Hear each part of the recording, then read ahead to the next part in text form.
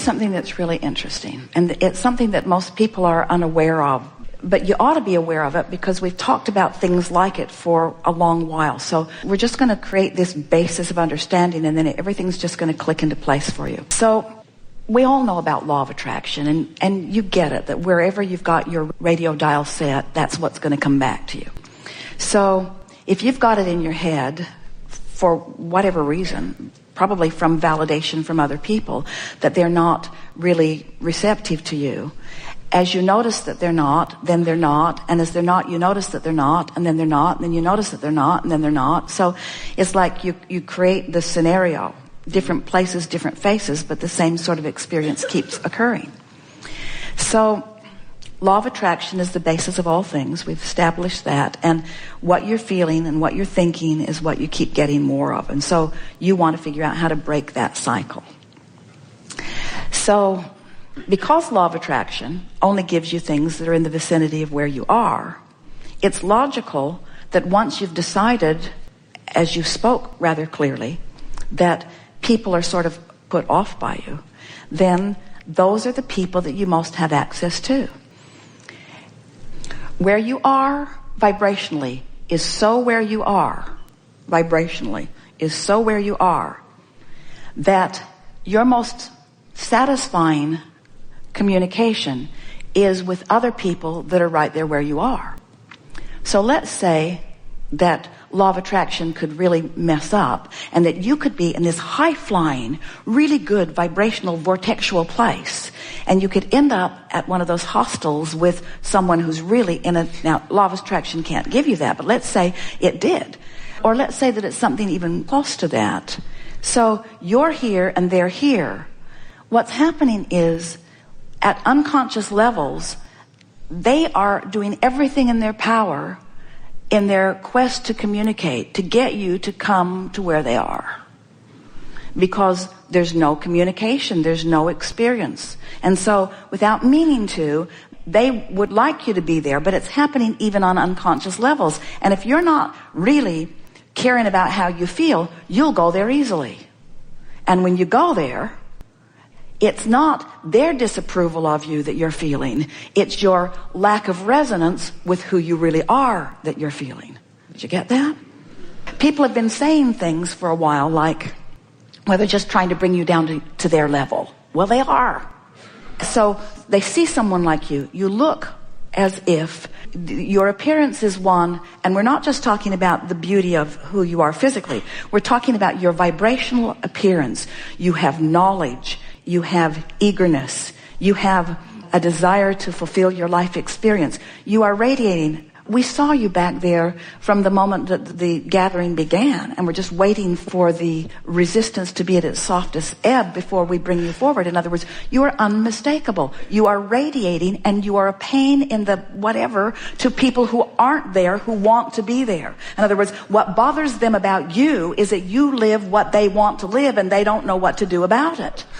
So they offer the vibration of where they are, and at unconscious levels really are wanting you to join them there. And because you are compliant with that, when you join them there, then it's your disconnection is too strong a word, but it's the putting the bushel over the light of who you are that makes you feel that discomfort. It's not their approval or disapproval that you have ever been seeking. It's your own alignment. So the question that we're hearing from you is, Abraham, how can I consistently, because you say you're often there and you are, how can I consistently feel all that I am and be all that I am? Because I want, and this is what you want. This is the question that we heard from you, regardless of the words that you spoke. I want to travel for 3 months with my backpack, and I want to be so tuned into source that everywhere I rendezvous, I'm the one that brings them up. The way you do it is first by understanding the way these laws work. Next, by understanding that you have 2 vibrational vantage points, which you do. Next, by understanding that the way you feel is your indicator of how you're doing. And next, by just having enough exposure to enough people that eventually, and it happens frequently anyway, you feel yourself as the one who uplifted rather than as someone who was diminished by someone else's more dominant vibration. Those are incorrect words, because there is not a more dominant vibration, there's a matching vibration. In other words, they couldn't bring you down if you didn't have a proclivity to go there. And the reason that you have a proclivity to go there is just out of habit of going there. Yeah. You've done that all your life. Everyone has. It's just never bothered you like it bothers you now because you've tasted the sweetness of the other. In other words, your standards are now higher. You're not willing to go there. Oh, and then there's other stuff. They talk about unimportant things. They're just going on and on about things that are so not important. In other words, there's so many more meaningful things that you could be talking about than the things that most people are talking about because they're not knowing what you're knowing. So when you relax and acknowledge that they're all where they are and it's perfect, up at the same hospital with you, because one who's connected to this stream, one who's in this vibrational place, is more powerful than millions who are not, you see. So now, if you were just coming to the chair now and you were wanting to have this conversation, how would it sound now? I like being who I am, and often I am. And I want to be who I really am more often. And how would I know the sweetness of being who I am if I never had a moment of not being who I am? How would I know? How could I discern? And so isn't it all good? And why do I want to attract people on my wavelength? We're going to answer it for you. Because it's evidence of my alignment, which is what I really want. Let's get that in the proper perspective, because some might say, I want to attract people on my wavelength because it feels better when it happens. But I want to attract people on my wavelength because I want to be on my wavelength. That's why. It's my wavelength that is the operative word here, not the attraction of others that confirm it and compound it and enhance it and affirm it. I want to be on my wavelength because nothing else is satisfactory to me. Nothing else is tolerable to me. I don't want to be in a moment out here on the leading edge without my inner being there.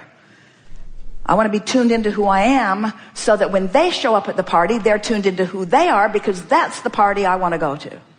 Right? Right. And have you noticed that as you sit and listen to us ramble on and on and on, that in your willingness to focus where we are, as you listen to what we say, you're feeling the resonance of this knowledge because you already hold it. It is the larger part of what you know. And as you come into alignment with what you really know, that's what this is all about, just coming into alignment with what you know.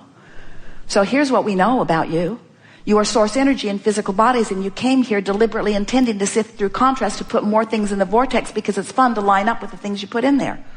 So what do you think about today? You felt things shift, didn't you?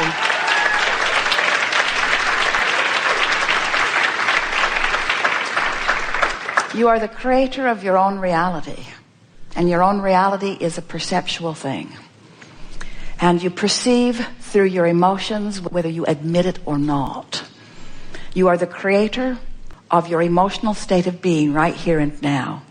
And you have more leeway and more latitude and more control and more power than you've ever applied prior to this conversation.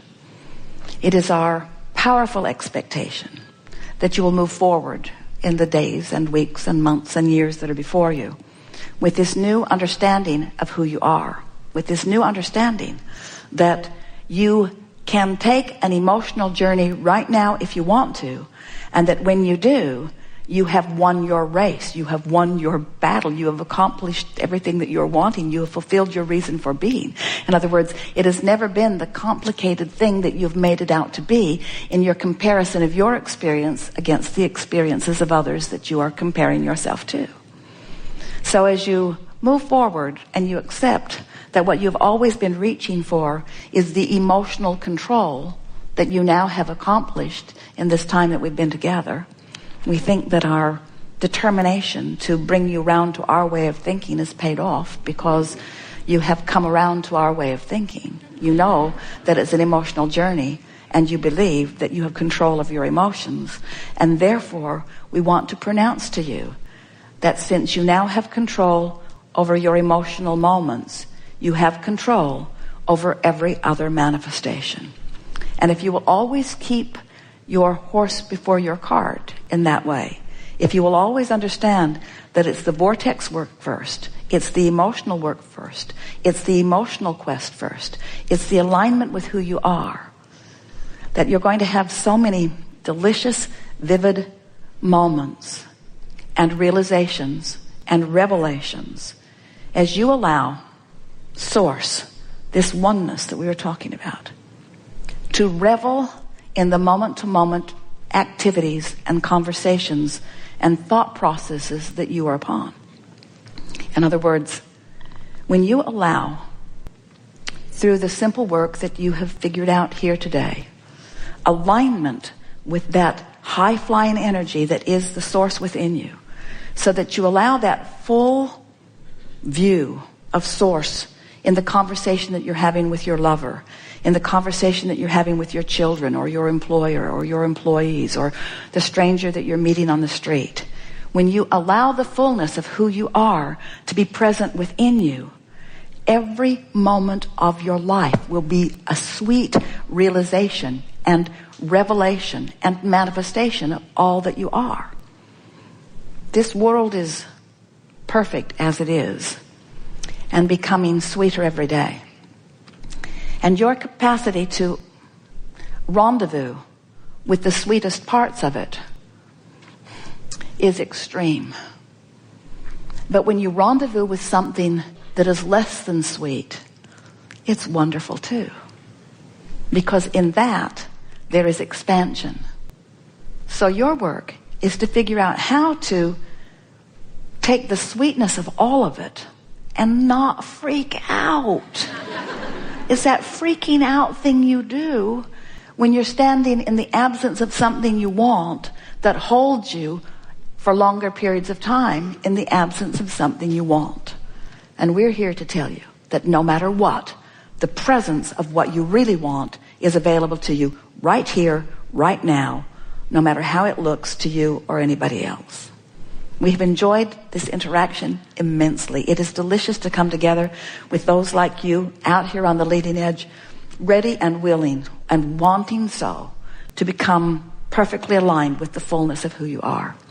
Be easy about it and take from this gathering our strongest encouragement, which is finding ways to make such peace with where you are that what you really want must reveal itself to you immediately. There is great love here for you.